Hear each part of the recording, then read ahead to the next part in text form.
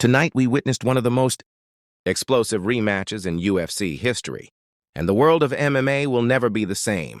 Alex Pereira just made a statement. Welcome back to your channel name. Let's dive into everything you need to know from UFC 320. First, some context.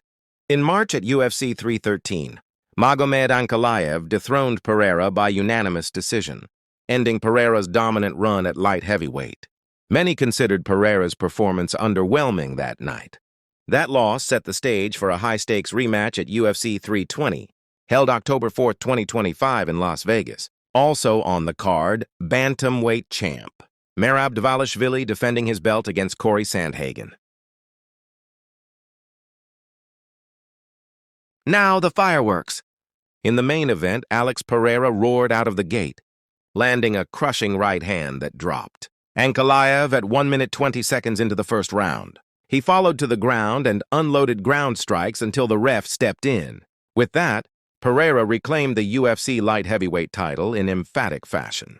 In the co-main, Merab Dvalishvili showcased why his nickname is The Machine. He dominated Cory Sandhagen over 5 rounds with relentless wrestling and pressure, securing a unanimous decision and defending his bantamweight title for a third time. The reactions came fast. Pereira dedicated his victory to Arthur Jones, brother of John Jones, during a moment of silence. In interviews, he admitted he wasn't at his best in the first fight, but insisted tonight was different. The big question now, will Pereira move to heavyweight? Dana White revealed that Pereira has expressed interest in chasing a third UFC title at heavyweight. However, White sounded cautious about that jump. Another storyline brewing. Khamzat Chimaev fired off a message to Pereira following his win, hinting at possible future conflict. And what about Ronda Rousey? Rumors of her returning for a UFC White House event were shot down by Dana White in the aftermath of UFC 320.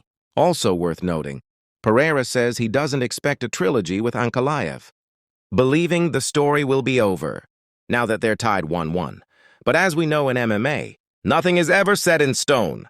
What does tonight's outcome mean for the divisions? Pereira's knockout win reestablishes him as the top light heavyweight striker. His momentum could make the jump to heavyweight. Tempting, but that's a dangerous leap, especially against size and strength monsters. In the bantamweight division, Dvalishvili proved yet again that his work rate and wrestling remain elite. That performance will make him an even tougher matchup for any challenger. Looking ahead, if Pereira does chase heavyweight glory, we might see fresh matchups with big names. If he stays, he'll need to face the rising stars at 205. Ankalaev, meanwhile, might regroup and storm back. As for trilogy talks, UFC loves dramatic narratives, but it may depend on timing, market demand, and both fighters' health and interest. UFC 320 delivered exactly what fans hoped for: drama, destruction, and questions that set up the rest of the year. What was your moment of the night?